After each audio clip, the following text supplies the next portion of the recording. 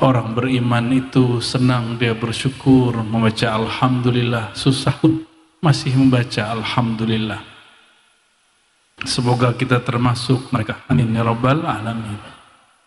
Dan nikmat yang paling besar adalah kita menjadi umat Nabi Muhammad sallallahu alaihi wasallam. Dan nikmat yang paling nikmat lagi adalah kita dilahirkan di penghujung zaman. Inilah penghujung zaman. Jika akhir zaman dimulai dengan kemunculan Sayyidina Muhammad sallallahu alaihi wasallam, maka akhir zaman ini muncullah semua pengetahuan. Jika ilmu-ilmu kebatinan yang menyimpang mulai zahir, maka ilmu-ilmu hakikat yang sesuai dengan syariat mesti dizahirkan juga. Meskipun kadang ada miskomunikasi, ada perbedaan istilah, silakan berdiskusi, berdebat, tapi tidak usah saling menghujat, tidak usah saling kafir mengkafirkan, apalagi sesat menyesatkan. Maka saya senang malam ini juga ada datang MUI ya. Semoga Allah jadikan MUI majelis yang membina umat, bukan yang menghina umat. Amin Rabbal Alamin.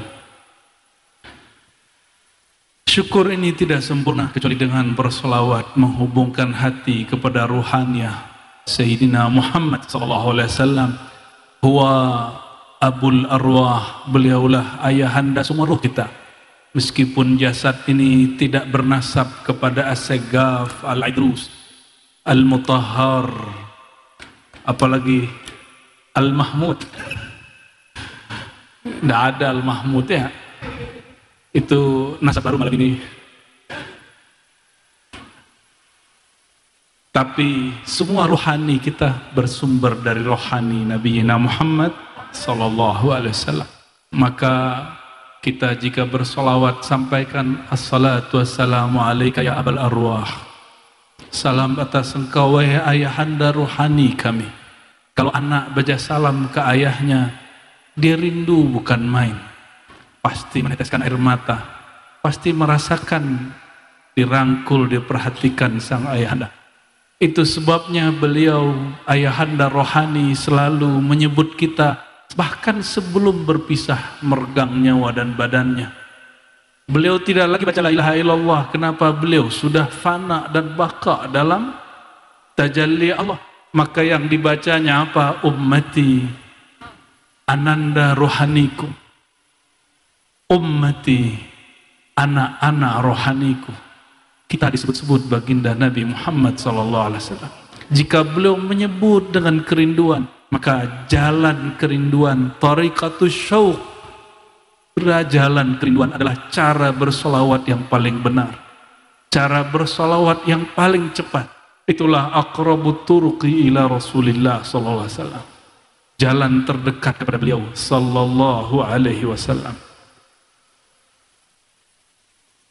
Ini mau ngaji serius apa ngaji santai nih? Serius. Saya tadi dengar ada syair apa namanya tadi apa?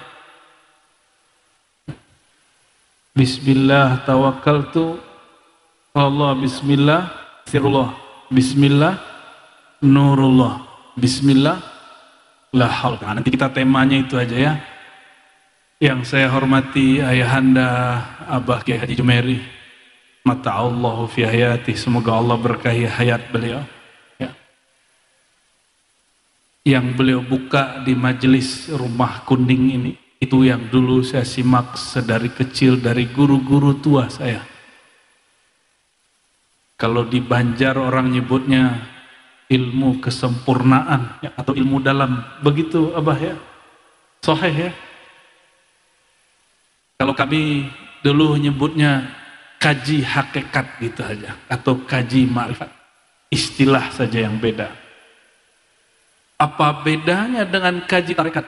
Kajian tarekat, kajian menyebut cara-cara teknik menyebut nama Allah. Kalau hakikat mengenal yang disebut, kalau ma'rifat mencintai yang disebut. Itulah rahasianya kenapa sholawat tidak dimulai dengan perintah, tapi dimulai dengan cinta. Innallaha wa malaikatahu yusholluna 'alan nabi. Itu pengumuman. Ada 80 lebih ayat yang memulai ya ayyuhallazina amanu. Tapi khusus surat Al-Ahzab ini, ayat berapa itu? Ayat 56 ya. Ahli sholawat, ahbabul Mustafa mesti hafal ayat, nama surat, dan nomor. Ya, nomor berapa? Aduh. Innallaha, jadi satu-satunya ayat yang mendahului ya ayyuhallazina amanu. Ya ayyuhallazina amanu di Quran lebih dari 80. Satu-satunya yang dimulai dengan pengumuman bahwa Allah cinta kepada yang disebut An-Nabi, itu surat Al-Ahzab ini. Maka Allah beri pengumuman, innallaha wa malaikatahu yusholluna 'alan nabi. Sungguh Allah dan para malaikatnya bersolawat kepada hazan Nabi. Kenapa nggak langsung perintah? Karena kebanyakan hamba jika diperintah merasa disuruh-suruh terpaksa. Merasa itu taklif, beban. Tapi ayat ini tidak bicara taklif. Ini ta'rif. Ini kemakrifatan. Ini bab cinta. Orang kalau cinta, sholawatan sampai subuh pun tidak terasa pegel. Tapi kalau tidak cinta, 5 menit bersamanya, badan sudah pegel-pegel. Ingin angkat kaki sesegera mungkin. Saya yakin melihat wajah murid-murid Abah sebagian besar, kalau ngaji, itu bisa lama, sampai tengah malam, sampai lewat tengah malam. Kenapa? Karena cinta. Bukan hanya cinta kepada sosok guru, tapi ada nur ma'rifat yang Allah tumpahkan pada diri guru. Nur Nabiina Muhammad sallallahu alaihi wasallam. Semoga Ayahanda Jumeri dan keluarga dan semua pewaris dan juga ahlu bait daripada Syekh Muhammad Saman Al-Banjari Allah berkahi. Amin ya rabbal alamin. Para guru, nih saya nggak hafal semua nih. Ya, Guru Udin, samping saya juga nama beliau Saifuddin juga nih Pak Kiai. Semua Pak Jenderal, ya.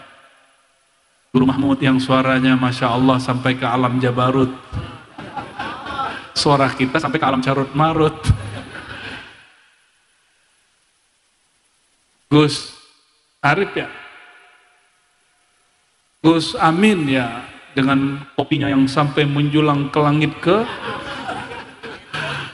kerapat.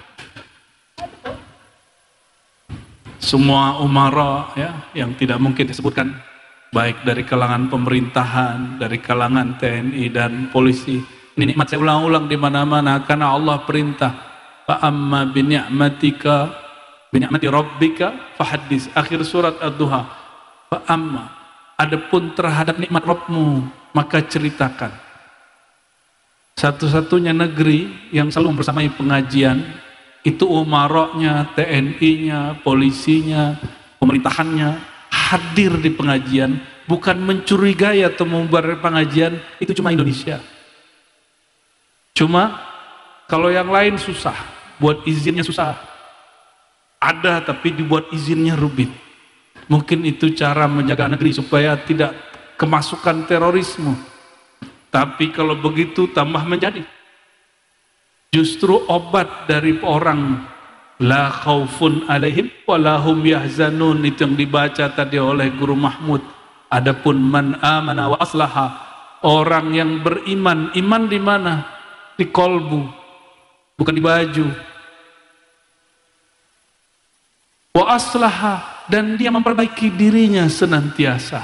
Dan itu namanya kajian ma'rifatullah. Itu aslaha bil ma'arif, yang mengislah dirinya dengan ma'rifat. Fala khaufun alaihim wala hum yahzanun. Itu obat galau.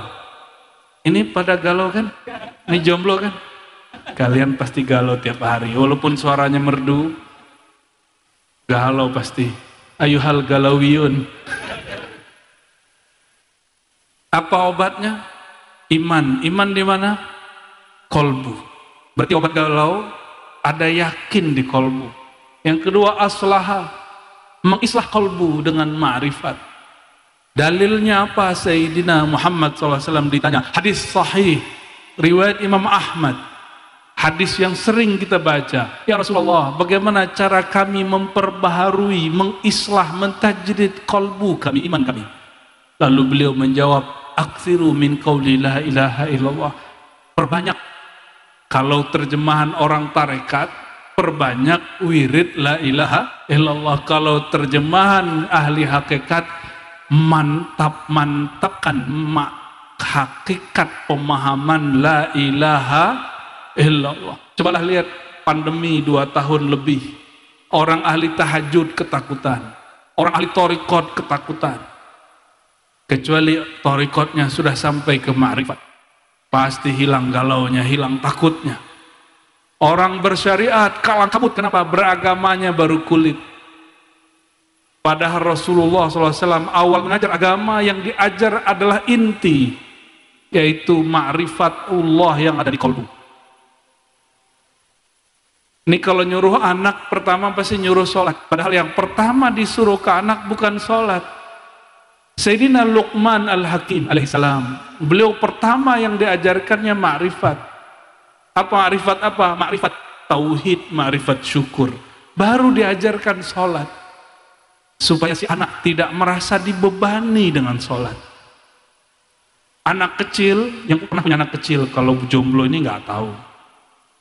Ya, selamat jomblo, selamat menderita loh. Anak kecil, baby bayi, dipaksa makan oleh ibunya, bener nggak? Ibu-ibu maksa anak makan nggak? Sedih nggak anaknya kalau nggak makan? Sedih. Sampai kemudian si anak minta sendiri. Makan itu penting. Ini, jomblo, kalian kalau mau makan diingetin bapak ibu dulu nggak? Minta malah ya. Sama.